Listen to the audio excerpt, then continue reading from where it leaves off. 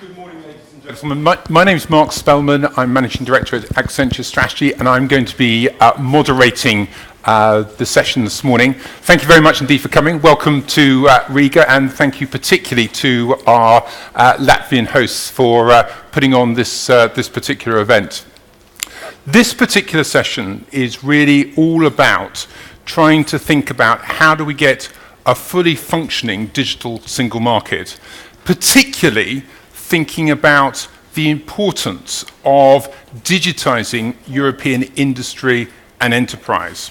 So what I hope that we'll be able to do is think through the issues, get the collective wisdom from our panelists, get the collective wisdom from the room about what are the sorts of opportunities and challenges that the digital economy represents for Europe. What are some of the policy implications, and how can Europe position itself to be more of a global leader in the digital economy? But before I introduce the panelists, what I'd really like to do is come to you, the audience, because I'll try and draw you in during the course of the discussions today. But what I'm really interested in is how do we make sure that we get as much of your feedback as possible. So to that extent, what I'd like you to be aware of is the hashtag DA15Industry. That's the hashtag specifically for this session. So as we go through the discussions, what I hope you'll do is you'll tweet comments and thoughts, because part of what we're going to do at the end of this session is get not only a summary of all the views that have come out, but also make sure that we've gone through all the tweets that you've made to make sure that we've got as much of the feedback as we possibly can. So please keep tweeting. It's hashtag DA15Industry. Use that one, and that's a way that as we go through the discussions, we can make sure that we're collecting all the insights, both things you say, but also things that you've tweeted. So that's the introduction. What we're going to do is we're going to have two panels. The first one is perhaps a little bit more looking at the issues today around the digital economy, thinking a bit more about policy. And in the second panel, we'll be talking a bit more about some of the real-life examples. The digital economy is very exciting today. When you really look at the pace of change, we might be talking about Industry 4.0. We could be talking about how customer expectations are changing, the impact that real-time information is going to make in the way that companies manage assets, the new forms of partnerships that are being created, which are blurring industry boundaries. These are dramatic changes which are going to have a real impact on the industry structure in Europe, which is important both for big companies, but critically also for small, medium-sized enterprises as well. So today's discussion is very much about thinking in the mode of cross-border. How do we facilitate cross-border engagement for industry, for enterprises? How do we make sure that the digital single market works not just for big companies, but also for small, medium-sized enterprises as well? That's the landscape in which we're going to be operating. And again, your feedback, your input is going to be really critical to that.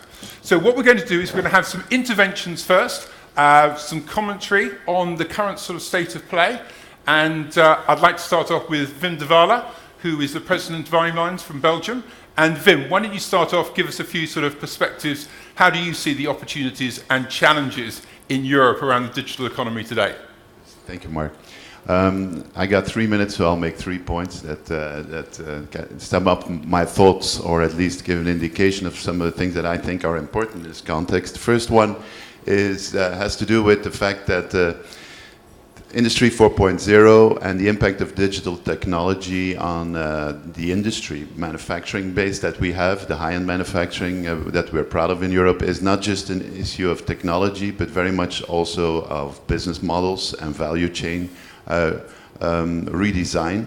And that we have to be well aware of the fact that these business models will be shifting from product-based to service and data-driven business models, which has its implications. That first observation automatically leads to the second one, is that the way businesses will evolve and the pace of change that we've seen in the internet is going to be, at least partially, in my opinion, extended to other sectors in terms of disruption effects and in terms of scalability. I was part of a panel or a group that worked on an Internet of Things positioning paper for the Commission, and we launched the term, or we didn't launch it, but we've stressed the term hyperscalability of businesses in this context of data-driven business models, which is really true on the virtual internet now, but might also be, not might, but in my opinion will also be at least partially superposed on the other sectors, the more traditional sectors, including manufacturing.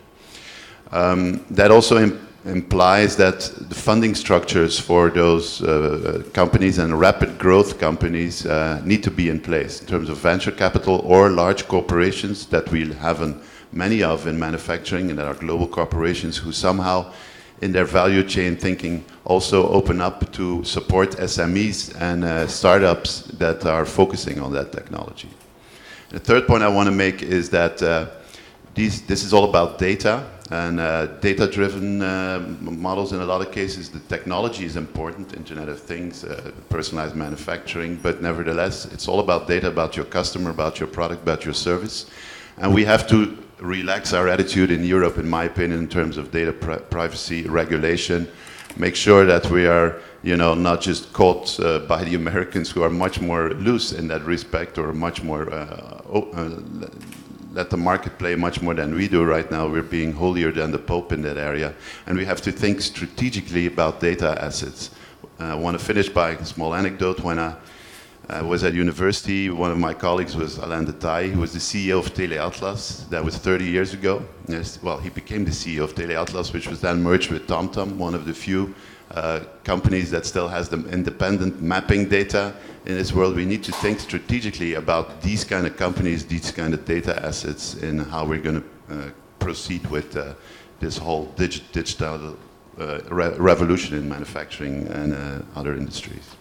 That's excellent. And what I'd like everybody to be thinking about is, let's really understand what data-driven business models really means in practice. So I'm going to come back to you and ask for an example of that, and how that impacts in terms of value, because I think that is really, I also think there's a lot of confusion when we talk about data between personal data and industrial data. So we might want to come back to, we'll come back to those points. So I'll give you a little bit of chance to sort of think about those ones. We'll come back to those. Paula, I want to talk a little bit. You obviously look at the ICT industry, particularly in the Netherlands. The Netherlands has been one of the countries in Europe right at the forefront of the whole digitisation. You talk a lot about smart industry. Can you talk about, we talk about Industry 4.0, we talk about smart industry. What does this really mean from a policy point of view? What are you focused on? And what does this mean for the Dutch presidency coming up at the beginning of 2016? Well, we focus on the Smart Industry project. We focus on facilitating companies. It's definitely a public-private partnership, so it's not something the government does on their own. And you can't hear. Okay, try. We'll switch the mic. Can you hear me now? Yeah, perfect. Okay, well cool. done. So what we do is we focus on facilitating and working together with companies. It's public-private partnership, what we do. And in that private partnership, we try to create awareness with companies. We set up field labs where we bring together knowledge institutions, companies to set up and implement and test new applications. And then I think the third one, where the government and also the European government has a bigger role, is building the foundation, because the foundation means that we need to have e-skills as our employees need to have those. We do need standards, ICT standards, so that we can actually talk machine to machine across the borders, because it's not very useful for a Dutch company to deliver something to Germany if it isn't the same. A cow doesn't mean a cow anymore, or whatever data comes from that cow. And I'd say that also the field labs needs to be cross-regional, so cross-border as well. And on the new business models, actually, well, data is becoming a new currency, so that's something that we need to think about. Who owns these data? Who's actually entitled to the profits of these data? and can you easily take them across the border, and does the ownership then still means the same? So if I have a dairy factory and in the Netherlands the information about that cow is from me as the farmer, but I go to Germany or Belgium or Spain, and all of a sudden that data is not from me as the owner of the cow, but it is from the factory that I sell my milk to. So we need to harmonize that. And well, smart industry and also the digital single market is a priority for the Dutch presidency. So what we're going to do is trying to push these subjects as much forward as we can, facilitate debate, and organize a few meetings and conferences on these subjects. Paula, thanks very much indeed. And I think sort of understanding what these field labs mean in sort of practice, and those the ecosystems around smart industry, I think that would be good for us to come back to that. Let's move on. Jürgen Drop, who's from Poland. One of the dangers with the digital economy is that it all sounds like smart industry, cities, big companies. When you look at it through the lens of Poland and thinking a little bit about networks, infrastructure, rural communities, what are the insights and learnings that you're getting from Poland which could add to this discussion? Well, let me start from the well-known description that services are global and access is local. Mm-hmm. So the infrastructure is perceived as a local issue. From my point of view as a national policymaker, it's of great importance for me to ensure that there is adequate infrastructure all around my country, which, as you mentioned, concerns also the rural areas. But actually, this statement is that services are global and access is local is not quite so straightforward, because every citizen connected to the net, every SME connected to the net creates scale. So the services which are global, which are, for instance, created somewhere maybe in the Netherlands, they can build up the scale only if there are enough citizens and other companies, other partners connected elsewhere. And in this respect, everything we do at a national scale, at the level of providing connectivity to our citizens is for the benefit of everybody in Europe. And it's, well, when we are talking about scale, we always put forth the example of the US. And when we do things in Europe, we are thinking about bringing down the barriers so that the scale in Europe can be harnessed by the companies. So it's the DSM and all the actions which Poland supports wholeheartedly, but it's also about connectivity and also in rural areas. So I would call it scaling up Europe. It concerns also the actions of providing necessary network infrastructures for the citizens, for SMEs, for the benefit for everybody in Europe. And I'm sure we're going to come back and talk about how do you really do that in practice. Keep tweeting, because I'm going to come to you in a minute in the audience. So, Sin Balina, you're here in Latvia. You focus on the ICT industry. What are some of the examples that we're seeing in Latvia which we should be learning from in other parts of Europe? What are some of the things that you're doing which are really relevant for this topic of exploiting the digital economy? Thank you, Mark. I think in my opinion, when we are talking about the digitizing industries and digitizing enterprises, we need to also take care about and pay attention not only on technologies, but also on skills, and also on some skills gap. Can I ask, please, my slide? Yeah, thank you.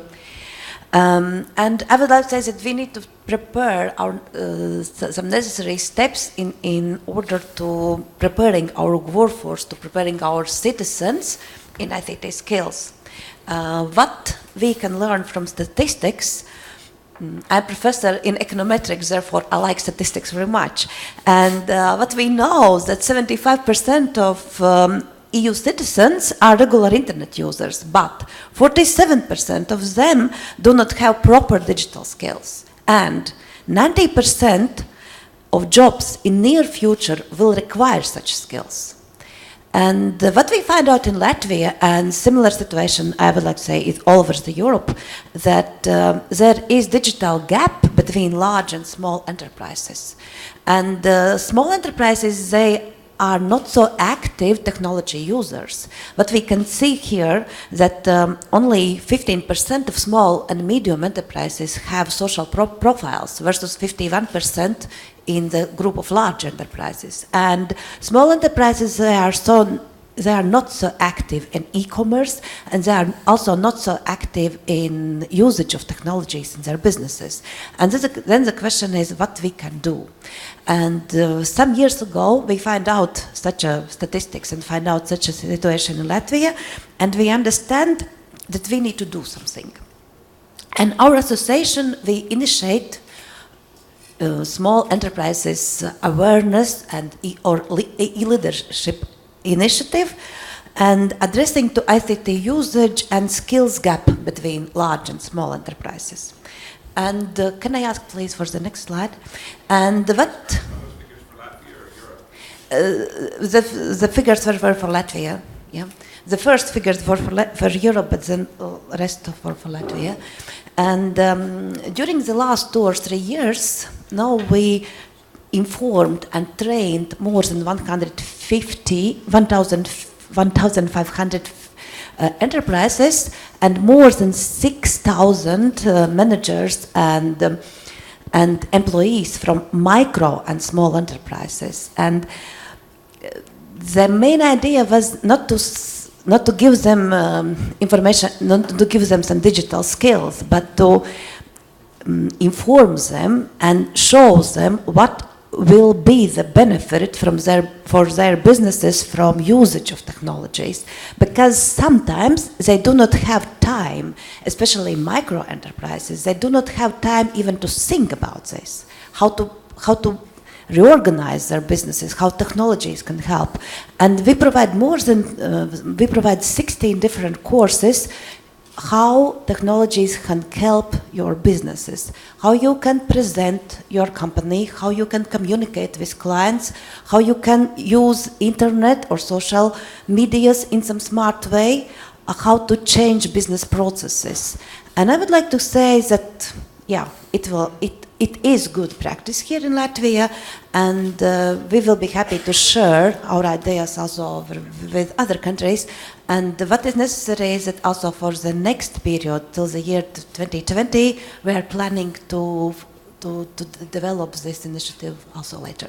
Excellent. Right, I'm coming to you in the audience, because what you've just heard is the macro view, which is a little bit about sort of policy. There's a micro view, which is how do you get SMEs connected. There's a hardware issue, which is how do you make sure that you've got the networks, but there's also a software issue, which is how do we make sure the skills. Now, I don't know whether you've heard of tweet comments. That means I'm not looking for long statements, but I am looking for some rapid feedback to what you've heard. So would any comments from the audience?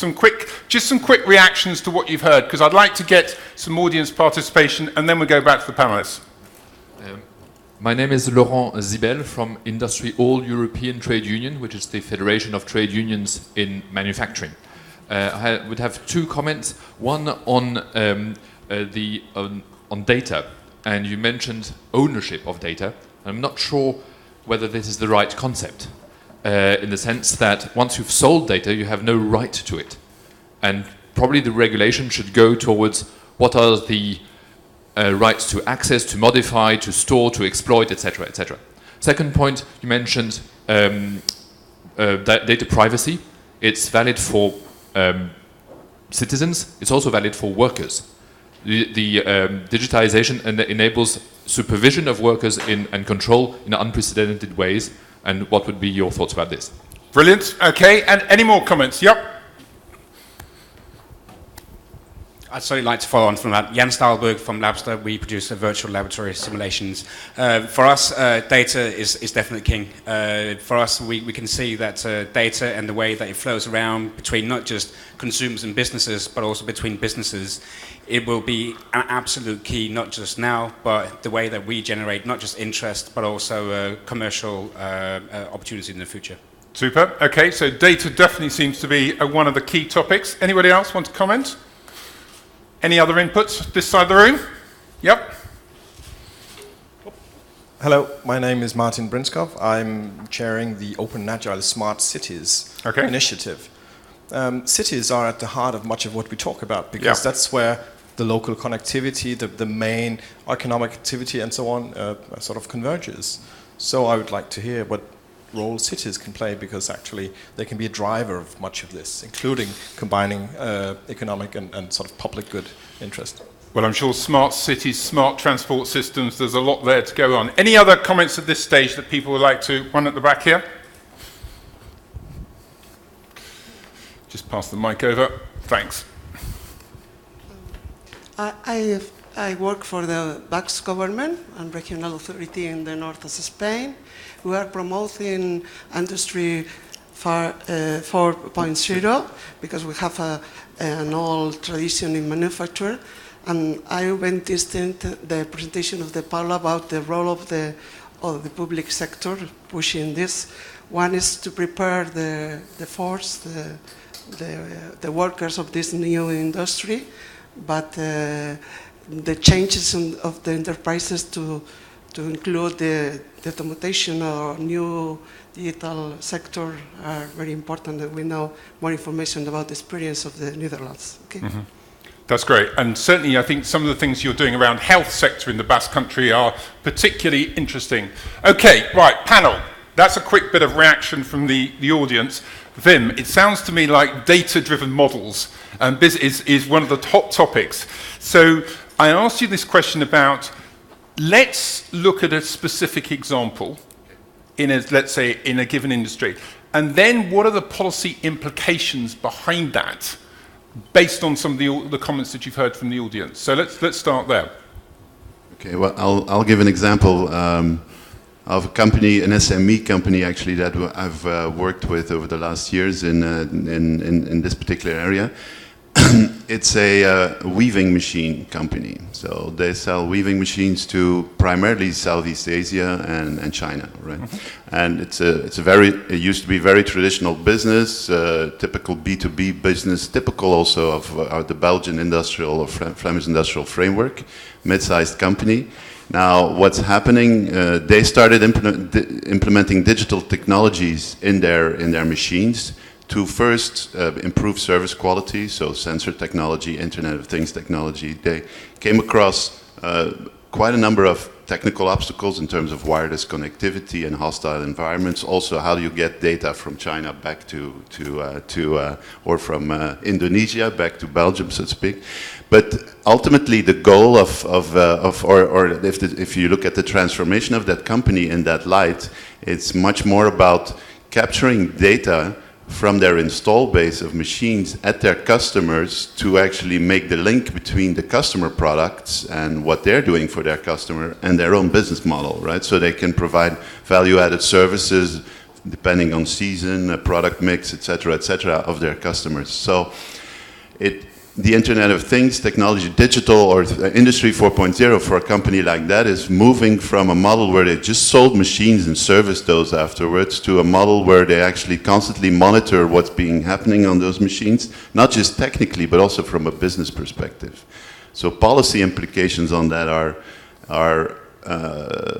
obvious, I think. A couple of them are obvious. For example, capturing the data, getting agreement also for these remote installations to actually capture the data, get the data, insight into the value chain of their customers and the customers of their customers, which is from a business perspective always a tough one, but also regulatory issues with the data that are captured. And then from a perspective of the issue of the, well, I'll come back to that later, come back. privacy of workers. Paula, I'm interested from a sort of your perspective, from the Dutch government's perspective. Again, these data business models, you gave us the farming example. How do you see us being able to move forward with this whole question about who owns the data? Well, it's a difficult one. I would say that if you're allowed to sell something, then you actually do need to be allowed to sell it. So you have some kind of right on it, to answer the question, Mr. De. I'm not sure if it's going to be exactly ownership, but what we do in the Netherlands at the moment is a few researchers, and we bring together companies that have different interests and knowledge institutions, and we're building a few business models in which we can create value over the full chain. So it's not just the company that gathers the data and actually makes the analysis on it, that makes money on it, but also that some of that value added arrives at the farmer, for instance. But we don't have the answer there yet, so research needs to be done. Mm-hmm. And that's what we do in the Netherlands. We facilitate this research as a government. Mm-hmm. We bring together all these parties. And Jürgen, one of the questions comes up very often for small, medium-sized enterprises. They're concerned about what happens to their data. So you talk quite a lot about connectivity, but do you see in Poland concerns and issues around sort of this whole question about data and what I would call service-driven models, and where SMEs fit into that?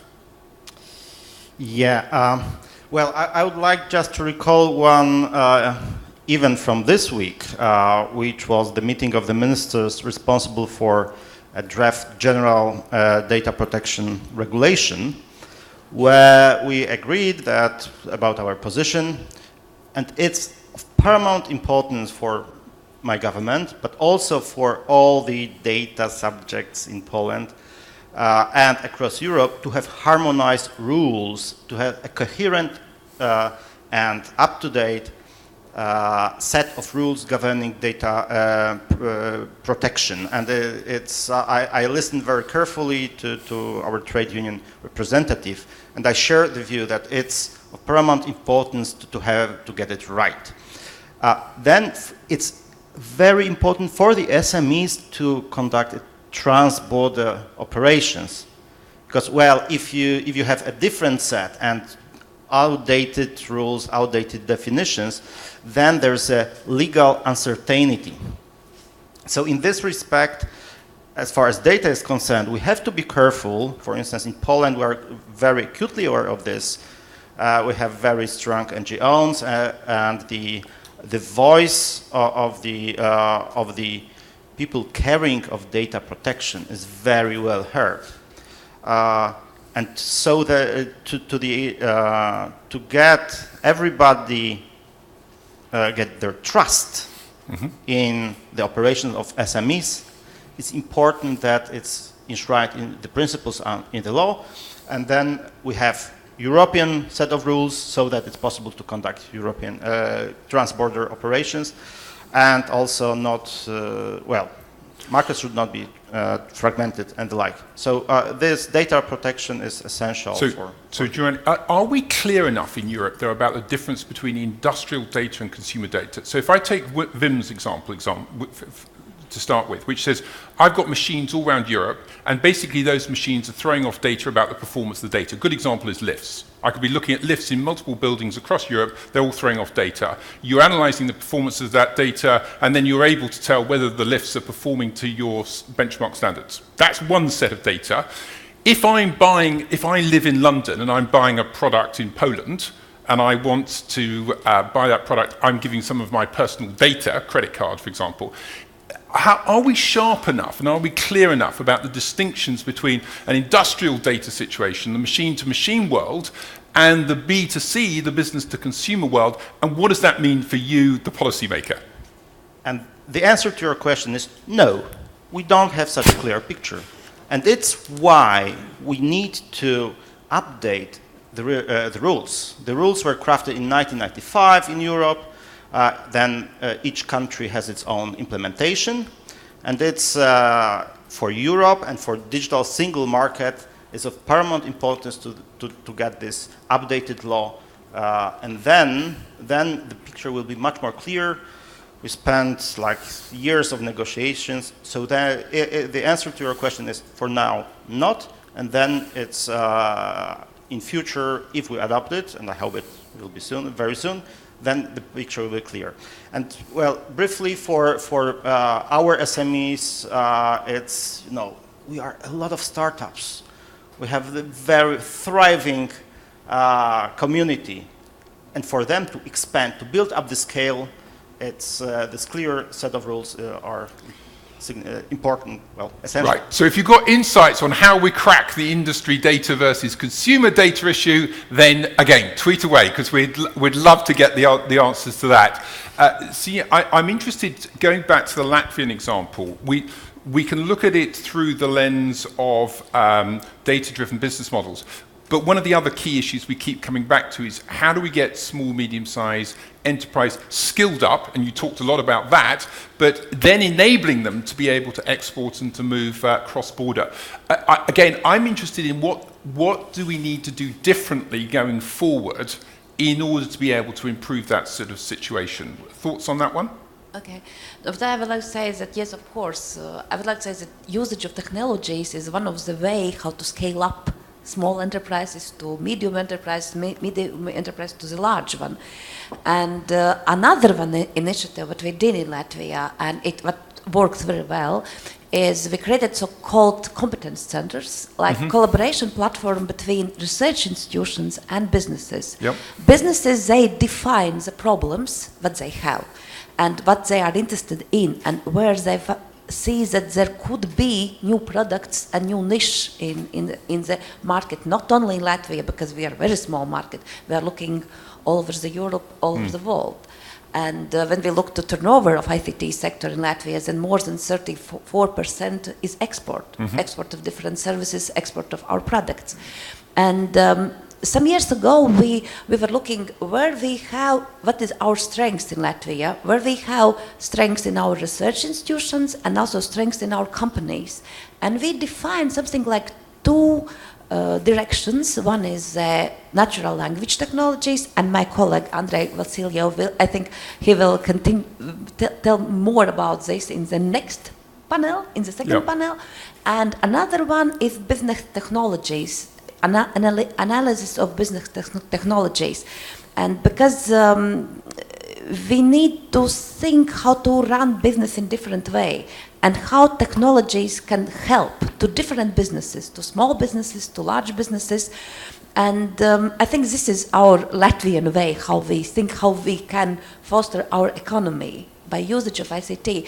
And I'm really happy that during our presidency, the digital priority was one of our priorities, and therefore Digital Agenda Assembly is here in Riga, and we are all here. But another one good thing is also from state level, from strategic level, ICT is one of our strategic directions, ICT as industry, and ICT also as horizontal priority.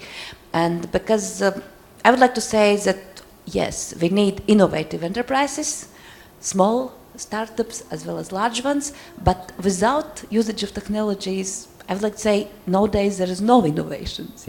And this is my point. Okay, sure, go on. Yeah. I wanted to, because we were faced with this very issue of what do you need to get an SME, in this particular case of the weaving machine. Yep. Actually, take the other one. Yep. Yeah, whatever. Actually, skilled up, right? And I want to make one very quick point. What we need to address there is knowledge transfers of digital technology and living labs in smart cities and in industrial contexts where we apply technology and move much bigger part of the research budget of Horizon 2020 to that activity as opposed to basic fundamental research, because we're still not closing that innovation gap with all that money we have in the European budget. Well, I was going to go to Paula in terms of living labs and smart cities, and how do we make this work in practice cross-border? So I'm interested in, if we take your model of living labs particularly, how do we sort of replicate that? And is there any linkage into sort of the comment that was made about the role of cities, for example? Well, the regions are actually where the field labs are, so I guess all the small companies that are in that region should have a chance to participate. So I guess that's where you meet economics with smart city. So there's a link there. As to copy what we are doing in the Netherlands, and we've just started this with the field labs like a year ago or something, is first we got the information on which field labs we have, because at the moment the knowledge is fragmented. So what we did is first get an overview of what we already have. So we need to do that in Europe as well. What do we already have? I'm 100% sure that there's a lot of knowledge in Europe, in Poland, in Latvia, in the small centers where a lot of startups are. So we need to get first a little bit of an overview of what we have, and I think the European Commission does have a lot of this information already. And then we need to get them connected, maybe on a platform and bring them together and start sharing that knowledge so they can actually enhance the innovation. Mm-hmm. I guess that. Okay, that's fine. Right, let's sort of go for another round of comments. Anybody else like to pick up on some points, either amplify what we've already sort of talked about or come on some other sort of theme? Can you pass the mic down? That would be great. Yes, my name is Harold Lemke from Deutsche Post. I have a remark on privacy and data-driven models. Yep. I think we shouldn't forget that the final decision is made by the customer. And unfortunately, what we've learned, the customer is looking for convenience and not for privacy. Just have a look to Amazon, for instance. Yeah, that's the convenience.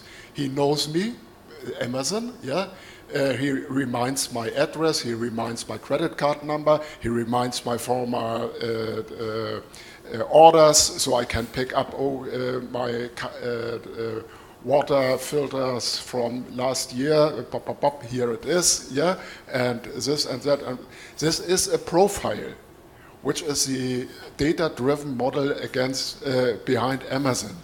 And it's very, very hard for us to implement such things under European law. And I think we should consider much more level playing field, not only in Europe, but in Europe, Asia, and US as well. Otherwise, we will lose any chance to win this upside-down battle. So that's a really interesting point. So I'd like each of you, if you think about the best customer experience that you receive, okay, think about the last 3 months, the best customer experience that you've received. Just think about which company it was that gave you that very best customer experience, and what was it about you that really gave you the wow factor? Because that becomes the benchmark for all your other customer experiences.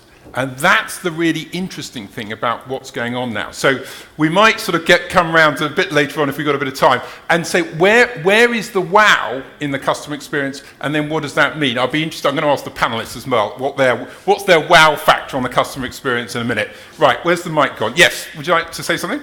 Yes, I had a question related to the SME. Perfect. Yeah, right. So, could you introduce yourself? That'd be great. Yes, I'm Jessica Nell. I'm from Digital Europe. So we work on a number of initiatives to support digital skills, both in ICT, ICT using sector, in particular the Grand Coalition. And one of our strategy is to put together a number of best practices to help SMEs to get skilled. So I was very much interested in the case of Latvia. I'd like to hear more. How does it work? Who pays for the training? And also, you talk about the knowledge transfer of knowledge. I would like to hear about some best practices that you know and you think could be exported in other countries to what we have as National Coalition for Digital Jobs. Great. That sounds to me like the 50-year-old guy running a SME somewhere. How do we get him digitally literate, connected, and really working on a cross-border basis? That sounds great. Any more comments? Anybody else? Yep, please. And then I'll come to you. Thanks. I'm Matthias Jarke from Fraunhofer Society. I'd like to point out that if we talk about even playing field, we really need to distinguish let's say, the digital economy and this industry 4.0. So it's not just customers versus companies or something like that, but it's also, if you want, this classical conflict between traders and producers. Okay, so I recently heard a talk from a senior person from Google who says Google is not a data company, we are an advertising company. And that's basically one view of the world, and of course an example like the one that Wim just gave is sort of the opposite. And what we see is heavy competition, repositioning in this value chain. And I think this part, especially here in Europe, is a big challenge that we also have to deal with. That's very good. I'm going to come back. Well, I want to talk a bit more in a minute, get you to comment on platforms, because I think underpinning Industry 4.0 is platforms. One more comment here. Yeah, good morning. My name is Margot Dor. I'm with Etsy. I wanted to comment on what you said about making the difference between private data and industrial data, and how to frame this. And by the way, a little bit of a challenge on this. We should privacy is overrated, which is what you said.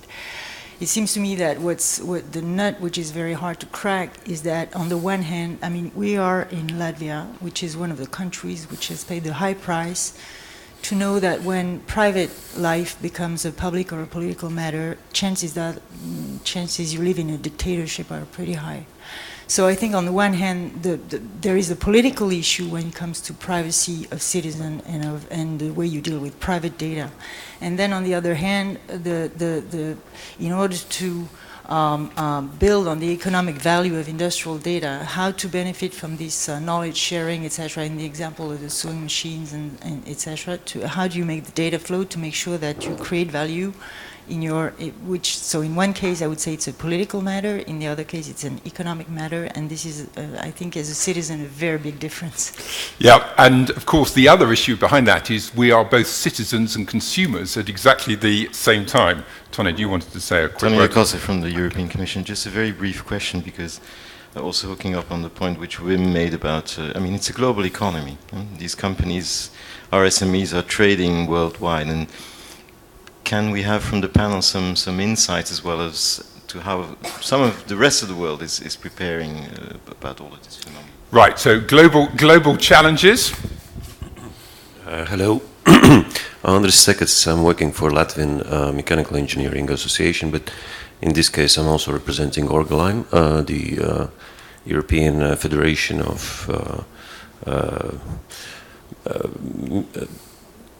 Mechanical Engineering, Electrical, Electronic and Metal Articles Industries, which is quite huge.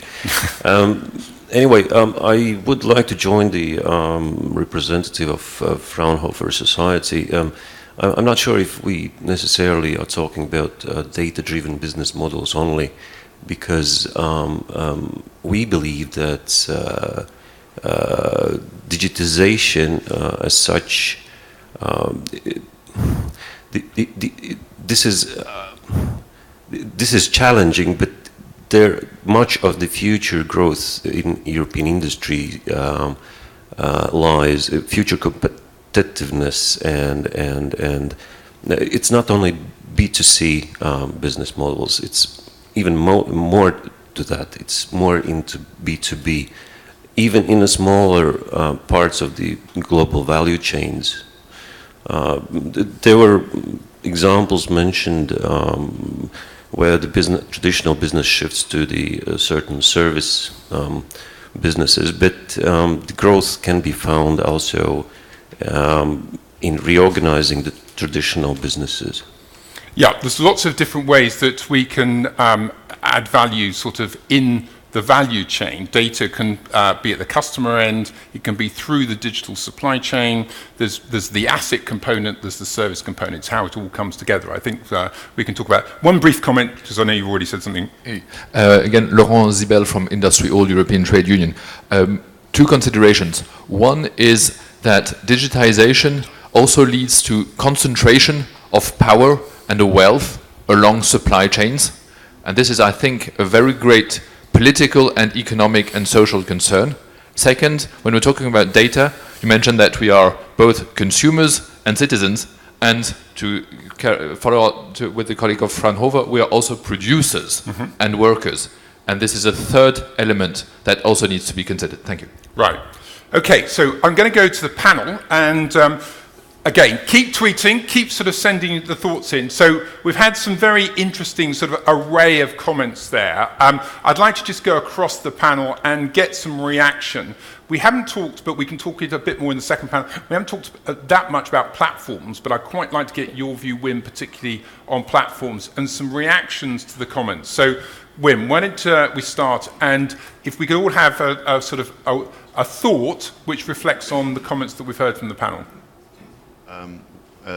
Just as a quick question first, do you mean technical platform standardization, or you mean like platforms for collaboration and innovation? Well, I think that's part of the problem, because you have product platforms, you have market platforms, you have technical platforms. I think the word platform gets used in a very generic sense. Exactly. And actually, I think one of the things that people need to understand is that actually there are going to be multiple platforms going forward. So I'm just interested in, because I think that comes back to some of the points that were being said there about the customer experience, the data, the way things are going to work in the future. Yeah. So to first pick up on a couple of questions that I also sensed in the audience, and the real big question about our attitude with respect to privacy and regulation and personal data as a consumer, a citizen, and our sensitivity politically in Europe on this issue. I personally think, and I'll take an extreme position, and I'm a Democrat, believe me, but I believe it's a lost battle. So privacy, the battle we're fighting here in Europe, I agree with the person from the Deutsche Post. If we look at it from a global perspective, we want to be competitive with our industry, we have to relax our view, that is my personal view, relax our attitude with respect to privacy. That's one thing. Secondly, the platform issue is actually related to that, because what do you see happening? You know, those companies, the platform companies, and that's both technical platform and marketing and business model platform. Let's name the big US companies, Google, Apple, etc. They are becoming real forces, and they concentrate a lot of power, economic power, and data knowledge in their business models. And we have to think how we can create in other industries similar approaches, like the automotive industry, so that in that particular case, connected cars and all that industry data might either could also be in European companies, and could become part of the European company's business model, or through open access. I'm not against open access and open data, specifically in smart cities. Make sure that there's more of a level playing field, but we have to actively take into account the global competition in that area. Right. Okay, Paula, thoughts on the comments? Well, on the platforms and the stuff as well, and also the question on how to deal with this in a global world. Well, we do need to take this into our trade agreements that we make with the United States, Japan, or any other country. We need to try to create a level playing field on these subjects. So it's an issue that we take with us in the negotiations for our trade. On privacy, well, my personal view is that it is sometimes a little overrated, but on the other hand, I also think that we need to protect our citizens as well. They don't fully understand what happens. Not everybody understands what a data-driven business model is. They don't know what kind of information is collected about them. So I do think we need privacy rules, and we need to indeed harmonize them so that at least within Europe, there's just one set of rules. And they need to be understandable and simple and practical as well. And we maybe also need to educate and tell people more about what happens behind with your data, with your personal data. Some more transparency in the privacy rules. Okay, very good. Durand? You asked us about the best experience. Yes, I would tell you about my worst experience. Right. And it happened a couple of weeks ago with this device. I use a professional platform for my professional purposes. I wanted to install an application here, so I click yes here, and then the application wanted to get all my address from this device. well, would I like to share all my addresses? These are professional ones. What should I do? And I simply didn't install it. I used this platform from another device. And I was careful enough, but most of the people wouldn't. So it was my worst experience. I think for anybody, a breach of privacy is one-time event. So you break trust once. This application would get all my addresses once, and then it doesn't need to. So we should not be as optimistic and as positive that it's only about customer convenience. Well, we should indeed, as my colleague said, we should ensure citizens, we should ensure rights, we should ensure that the trust in Europe will be established. And I definitely not believe that the battle for privacy is lost. No.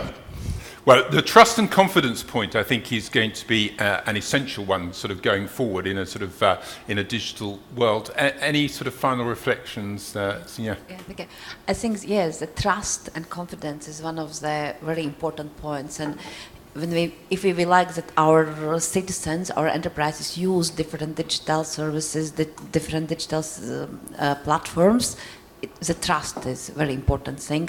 But I would like to say also that collaboration, share of best practice, share of experience, and I would like to say that also such a conferences and different meetings are very important, that we share our best practice, because very often we don't know even what our neighbors are doing. Mm-hmm. Yeah, and I think this is very important, that we are open for collaborations, because I think that nowadays we must share, and we must be collaborative enterprises with citizens, with customers, with government. I think this is one very important point. And I think we had the question, if there was one best practice around SMEs that you would like to see, if you like, transferred more broadly across Europe, what would it be? Okay, I would like to say that it is this e-leadership project. Leadership project? Yes, because it is something like we open the eyes of our SMEs, and they find out that there is a reason to use technologies. Mm-hmm. Because very often what we find out in Latvia, that especially small enterprises, not about the medium, but small enterprises, they don't understand the benefits. Mm-hmm. And we are planning in autumn, in September, we understand that we also, as ICT industry, we know that there are a lot of benefits from the technologies, but sometimes the medium enterprises, small enterprises, they don't understand. And therefore we also are looking to some campaign to tell more about what this can do for your business. Fantastic. So I think I think that's a very important point, because whether it's benefits in terms of digital, or whether it's also helping SMEs, particularly with the financing point, how do you make that easy to help people adopt, I think is very important. Right, so panel, great job. We're going to pause for a second, stay there, because we're going to just shift gears a little bit now, because what I'd like to do is invite Mr. Takisan to come up and speak to us. One of the, I think, the discussions that or one of the issues around the digital agenda is we tend to get very European-centric. So we tend to look at ourselves, and as we can see, there is a lot of capacity to look inwardly. So we thought that one of the opportunities was to invite an external view, see if we can learn something from Japan, from the way that they have thought about digital technology, and see if they've got some insights for us, particularly in the spirit of EU-Japan collaboration. So, Mr. Takisan, thank you very much for joining us.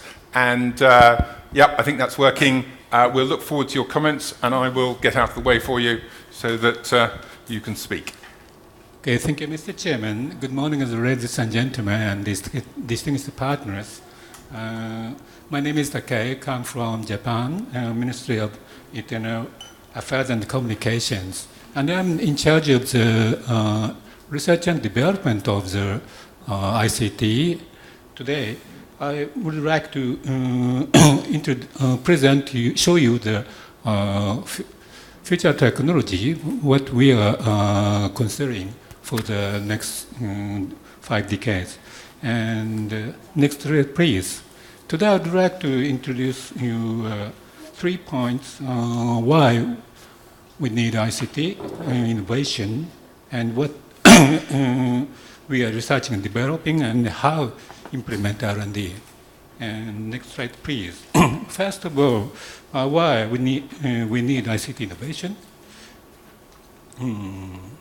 Before looking into Japan's policy, I'd like to touch upon the European Commission's new strategy. We're very impressed by your new strategy. One of your pillars in your strategy, maximizing the growth potential of the European digital economy, is exactly what we pursue for Japanese digital economy. Next slide, please. Now I move to Japan's policy. This is a trend of ICT from 1980s to 2012. And so far, ICT has rapidly evolved and developed. In Japan, we have also already built broadband and LTE infrastructure all around the world. Currently, we're looking for new technologies such as IoT, M2M, big data, and artificial intelligence. Next slide, please. As indicated in the left figure, ICT has just been a communication tool to deliver data until now. But thanks to big data, IoT, and etc., we are going to play, ICT are going to play a key role for new value creation. As indicated in right figure, big data and AI technology will process data or the information to create knowledge and intelligence. ICT can connect everything. In that sense, IoT, including persons, things, service, events, and intelligence, and will have power to solve societal challenges. Well, what is the next slide, please? What is Japan's societal challenge to be tackled? You can see several figures, but the most serious problem in Japan is aging and depopulation problem. In 2013, the ratio of the aged people is about 25%, but in 2060, it will be increased up to 40%. If we do nothing, we will face the serious problems such as workforce shortage or the shortage of the consumer and the decrease of the market. So we're sure that these problems can be eased by ICT, for example, telemedicine or robotics technologies. Other challenges, such as disaster management, could be also tackled by ICT.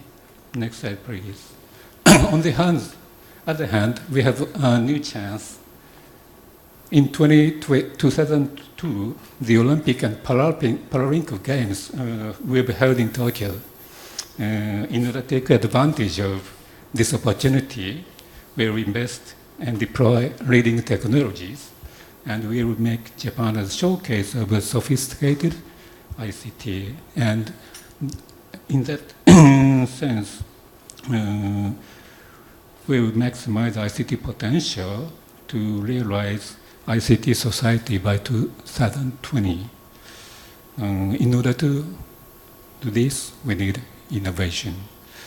Next, what we are researching and developing. Next slide, please. A basic concept is illustrated in this slide. As mentioned, we have challenges and chances. And still, we have strong superior technology, as you can see in the right box, including, for example, sensing, optical communication, robotics, and so forth, and to multiply these chance and new technology will realize the real space and cyberspace work in harmony. Then ICT tackles social challenges, and ICT creates new incredible value for not only industry, but also communities and societies. Next slide, please. In order to realize, we set up 5 key targeted areas of research and development, that is C, including sensing, and connect, that is so-called telecommunication technology, and create social barrier. Of course, security and furthermore pioneer is required.